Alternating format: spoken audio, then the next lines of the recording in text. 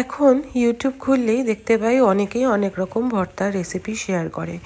আমি কিন্তু অনেক ছোটোবেলার থেকেই এই ভর্তা খেয়ে বড় হয়েছি, কারণ আমি যতদূর জানি এপার বাংলায় এই ভর্তা এসেছে ওপার বাংলার থেকে, মানে বাংলাদেশ থেকে।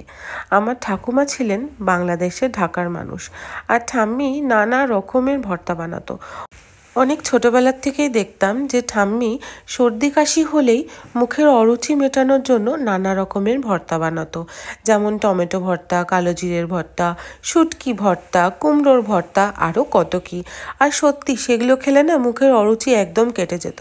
আমার গলা শুনে নিশ্চয়ই বুঝতে পারছো একদম সর্দি কাশিতে ডাউন হয়ে রয়েছি, সাথে আমার ছেলে। ওই যে আওয়াজ পাচ্ছ তো? তাই এই মুখের অরুচি কাটানোর জন্য ঠাম্মিরই একটা রেসিপি, যেটা টমেটোর ভর্তা, তোমাদের সাথে শেয়ার করলাম।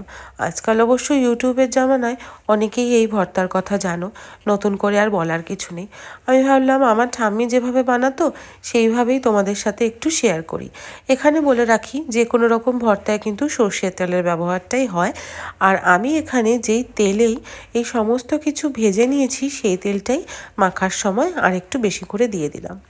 গরম গরম ভাতে এই ভর্তাটা খেয়ে কী যে আরাম পেয়েছি সেটা বলে বোঝানোর মতো নয়। ট্রাই করে দেখো, আর ভালো লাগলে কিন্তু সাবস্ক্রাইব করো।